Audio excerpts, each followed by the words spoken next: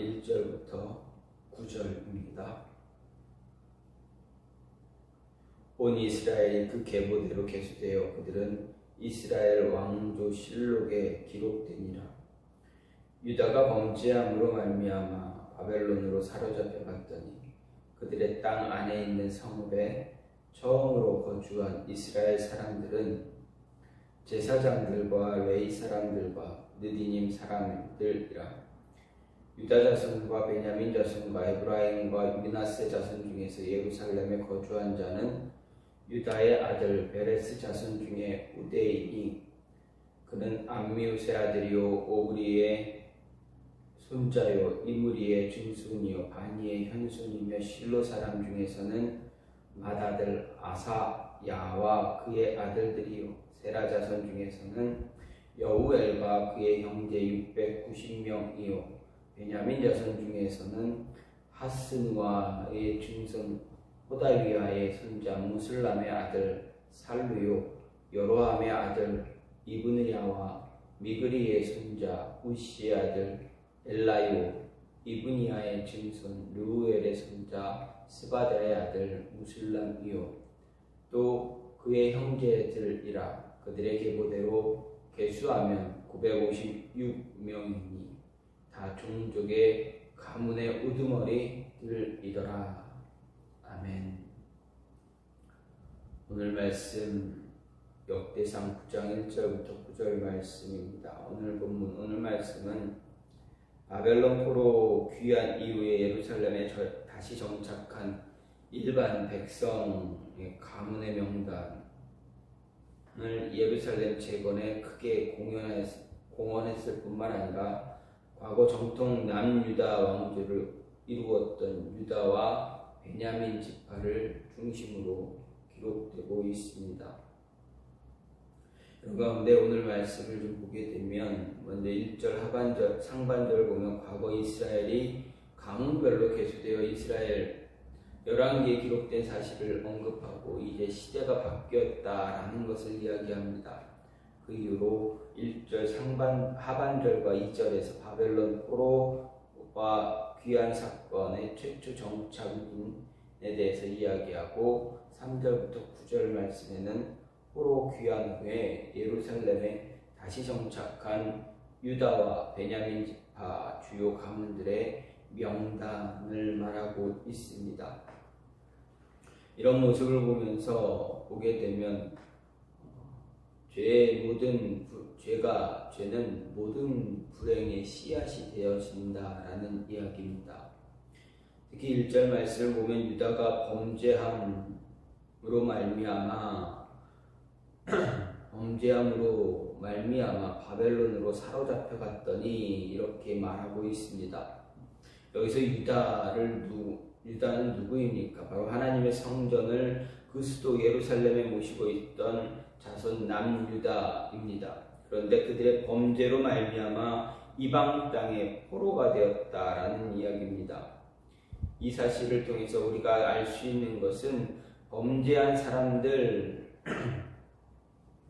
그 누구도 예외 없이 불행한 모습이 되어진다라는 것입니다. 악을 뿌리는 자는 재앙을 거두게 된다라는 잠언 22장 8절의 말씀과 같이 우리의 범죄는 그 범죄자를 재난과 불행에 빠뜨리는 그러한 근본적인 원인이 되어진다는 말씀입니다. 왜 그렇습니까? 죄는 사람으로 하여금 우리의 생사화복을 이끌어 가시는 하나님과 원수가 되게 하는 그러한 성질을 가지고 있기 때문입니다. 뿐만 아니라 육체적 사망과 영적인 사망까지 이르게 하는 것이 바로 죄이기 때문입니다. 어떻게 보면 온 인류가 고통 가운데 살아가는, 그리고 마지막은 죽어야 할 운명에 처하게 된 것도 죄 때문이다라는 것입니다. 아담과 하와의 죄로 인해서 사망이 들어왔다. 성경은 분명히 이야기합니다. 죄로 말미암아 세상에 사망이 들어왔다 분명히 이야기합니다. 또 노아 시대에 온 인류가 하나님의 심판, 물로 심판을 받게 된 이유는 무엇입니까? 그 이유 역시도 죄가 차고 넘쳐서 더 이상 두고 볼 수 없어서 하나님이 심판하셨다라고 성경은 분명히 이야기합니다.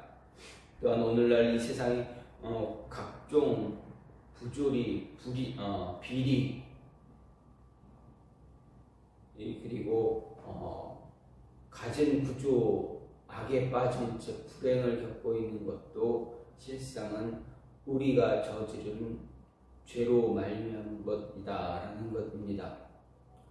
그래서 우리는 우리의 불행의 나라고, 우리를 불행의 나락으로 내몰아가는 죄들을 더 멀리 해야 한다라는 것을 오늘 우리는 알 수가 있습니다.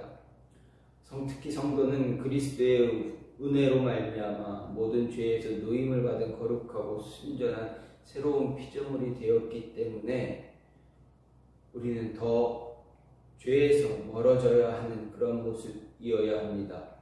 연약한 육체에 거하고 있기에 죄로부터 완전히 떠나 살기는 어렵겠지만 그래도 그 모습을 가져야만 한다라는 것입니다. 그래야 죄의 영향으로 회개하고 또 똑같은 같은 죄로 인해서 회개를 반복하는 그런 모습 갖지 않을 수가 있습니다. 따라서 죄는 우리 삶의 모든 불행의 씨앗이 되어진다라는 것입니다. 우리가 죄를 지은 것으로 인해서 하나님의 말씀에서 어긋난 삶으로 인해서 하나님이 기뻐하지 않는 그러한 모습으로 살아감으로 인해서 우리의 삶에 어떤 문제들이 일어나기도 하고 또 하나님의 어떠한 어떻게 보면 징계의 모습이 우리의 삶에 주어지고 있다라는 것 우리는 잊지 말고 하나님 말씀에 바르게 설 수 있는 그런 모습을 가져야만 합니다. 또 하나님은 우리가 죄를 지은 것 때문에 징계는 하시지만 회개할 때 우리를 회복시켜 주신다라는 것 잊지 않아야 됩니다. 따라서 죄로 말미암아 우리가 불행해지고 어려움을 당하게 되지만 하나님과의 관계가 망가지기도 하지만 그 죄를 회개함으로 인해서 다시 관계를 회복시킬 수도 있다. 우리를 회복시켜 주신다라는 것입니다. 2절 말씀을 보면 그 본성으로 돌아와서라는 그들의 땅 안에 있는 성읍에 처음으로 거주한 이스라엘 사람, 제사장들도 에이상 드린 사람들입니다. 즉 그들의 땅 안에 있는 성읍에 처음 돌아왔다라는 이야기입니다. 이 말은 바벨론은 포로에 잡혀가 생활했던 유대인들 그들이 바사왕 고레스 칙령에 따라서 이스라엘 땅으로 다시 돌아온 사실을 말합니다. 그런데 성경은 이처럼 이스라엘 백성들이 본토로 다시 귀환할 수 있었던 것 역시 하나님께서 바사왕 고레스의 마음을 감동시키셨기 때문이다라고 스가랴 1장 1절에서 이야기합니다. 하나님은 일찍이 예레미야를 통해서 남유다 백성들이 죄를 지음으로 인해서 포로로 잡혀 바벨론 포로가 되었다가 70년 이후에 다시 돌아올 것을 예고하고 예언했습니다. 그래서 하나님 그 예언대로 이스라엘은 다시 본토로 고향 땅으로 그들의 땅으로 돌아오게 된 것입니다. 그리고 하나님은 이를 이루시기 위해서 바사왕 고레스의 마음을 이제 감동시키신 것입니다. 그런데 우리가 여기서 알아야 할 것, 이스라엘 백성들이 포로에서 귀환한 것이 단순히 하나님이 그것을 예고했기 때문만이 아니다라는 것 우리는 알아야 합니다. 만약 그렇다면 하나님께서 이스라엘 백성들로 하여금 이방 땅에 포로로 잡혀가게 하신 것은 하나님에 대한 이스라엘의 배반에 대한 보복 이상 아무런 의미도 없게 됩니다. 하지만 하나님이 유대인들로 하여금 포로가 되어 가게 하시고 또 보복의 차원에서 그리하신 것이 아닙니다. 하나님이 그리하신 것은 그들의 범죄에 대한 부성애적인 그러한 징계다라는 이야기입니다. 하나님은 아비의 심정으로 자기 백성을 바른 길로 인도하기 위해서 바벨론 포로라는 방법으로 엄한 징계를 하신 것뿐이지 그것에 대한 어떤 보복이 아니다라는 것. 그래서 그들이 다시 회복되기 위해서는 그들의 회개가 있어야 했다라는 것입니다. 그 말대로 이스라엘은 바벨론 포로 기간 동안 철저하게 회개했던 그런 모습도 있습니다. 솔로몬은 일찍이 성전을 건축한 후에 공원식에서 드린 기도에서 이렇게 말합니다. 범죄치 아니하는 사람이 없사오니 저희가 주께 범죄함으로 주께서 저희에게 진노하사 저희를 적국에 붙이심에 적국이 저희를 사로잡아 원근으로 물러나고 적국의 땅으로 끌어간 후에 저희가 사로잡혀 간 땅에서 스스로 깨닫고 사로잡은 자의 땅에서 돌이켜 주께 간구하기를 우리가 범죄하여 폐역을 행하며 악을 지었나이다 하며 자기를 사로잡아간 적국의 땅에서 온 마음과 온 뜻으로 주께 돌아와 주께서 그 열조에게 주신 땅 곧 주의 빼신 땅 성과 내가 주의 이름을 위하여 건축한 전 있는 편을 향하여 주께 기도하거든 주는 계신 곳 하늘에서 저희 기도와 간구를 들으시고 저희의 일을 돌아보옵소서. 주께 범죄한 백성을 용서하시며 주께 범한 그 모든 허물을 사하시고 저희를 사로잡아간 자의 앞에서 저희를 불쌍히 여김을 얻게 하사 그 사람들로 저희를 불쌍히 여기게 하옵소서라고 열왕기상 8장에서 분명히 이야기합니다.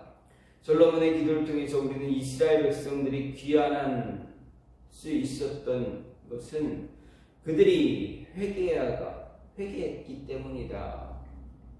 하나님의 예언, 하나님의 은혜가 분명히 있겠지만 그 가운데서 이스라엘 유다인들의 회개가 같이 진행되어졌기 때문에, 같이 선행되어졌기 때문에 하나님은 그 은혜를 그들에게 부어주셨다라는 것입니다.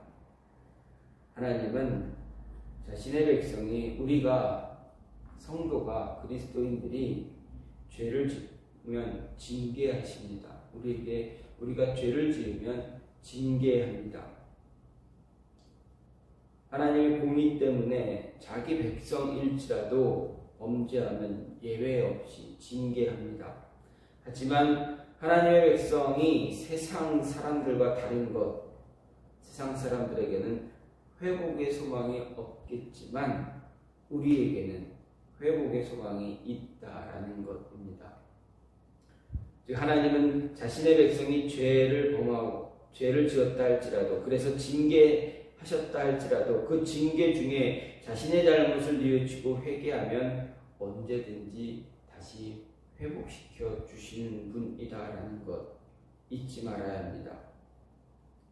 그래서 우리는 죄 가운데 있을지라도, 징계 가운데 있을지라도 낙심하지 말아야 합니다. 왜 그렇습니까? 회개하고 기도할 때 하나님은 우리에게 회복의 은혜를 허락하신다 하는 것입니다. 우리 가운데, 하나님의 사람들 가운데 죄를 짓지 않는 사람 아무도 없습니다. 왜 그렇습니까? 우리는 태어날 때부터 죄의 본성을 가지고 태어나기 때문입니다. 불가피하게 죄를 범하게 마련입니다. 거꾸로 이야기하면 하나님의 징계를 받지 않을 사람 아무도 없다, 이 말씀입니다. 히브리 기자는 징계는 다 받는 것이다 라고 분명하게 말합니다. 하지만 중요한 것은 하나님의 백성에 대한 하나님의 징계는 그것이 징계가 끝이 아니다라는 것입니다. 하나님의 징계는 또 다른 새로운 시작이 되어질 수 있다라는 것. 하나님의 은혜가 그 안에, 긍휼이 그 안에 분명히 존재하고 있다라는 것. 그래서 다시 새롭게 시작할 수 있게 해주신다라는 것. 그 새롭게 시작하는 새로운 시작은 곧 회복이다라는 것입니다. 우리를 회복시켜서 새롭게 새로운 시작을 할 수 있도록 해주신 것이다. 그래서 우리는 회복의 소망, 새로운 시작을 할 수 있다라는, 새롭게 시작할 수 있다라는 소망, 그 소망을 붙잡고 살아갈 수 있는 존재들임을 잊지 말아야 합니다. 그래서 죄 가운데 있을 때 늘 하나님 앞에 회개하며 기도할 수 있는 그런 모습이 우리의 삶에, 저와 여러분 삶에 늘 있어야만 한다라는 것 잊지 마시고, 그리고 하나님의 회복에 우리 삶 속에 준비되어져 있다라는 것, 그래서 좌절하지 말고 끝까지 하나님 붙잡을 수 있는 모습 가져야 한다라는 것 잊지 마시기 바랍니다. 오늘 말씀은 모든 사람들이 죄를 범할 수밖에 없습니다. 죄를 지을 수밖에 없는 모습이 우리 안에 있기 때문에 그렇습니다. 그렇기에 그 죄로 인해서 우리는 불행할 수도 있고 징계를 받을 수도 있고 어려움에 처할 수도 있습니다. 하지만 그것이 끝이 아니라 하나님은 또다시 회복의 소망을 우리에게 부어주신다는 것 잊지 마시고, 회복에 대한 소망을 갖고 하나님이 다시 긍휼을 허락하실 것이다, 은혜를 부어주실 것이다 라는 것 붙잡고 새로운 소망을, 희망을 바라보며 하나님의 회복을 기대하며 준비해 나가는 그러한 모습이 있기를 간절히 소망합니다. 이 시간같이 기도하기 원하는 것은, 하나님, 우리가 죄 가운데 있을 수밖에 없겠지만, 우리가 죄를 지을 수밖에 없는 그러한 존재이지만, 죄를 지음으로 끝나는 것이 아니라 주께 나와 고백하며 회개할 수 있는 모습 갖게 해달라고, 그래서 새로운 희망과 소망을 바라보며 하나님이 부어주시는 그 긍휼의 은혜를 바라볼 수 있는 그런 모습 가질 수 있게 해달라고, 그래서 하나님의 뜻을 온전히 이루어갈 수 있는 하나님의 자녀들 될 수 있게 해달라고 이 시간 기도하시고, 교회를 위해서, 나라를 위해서, 가정과 자녀를 위해서, 그리고 개인 기도로 이 시간 개인 기도하는 거 마치겠습니다. 이 시간 같이 기도합니다. 하나님, 함께하여 주시옵소서. 우리는 연약한 존재들입니다. 우리 안에 있는 것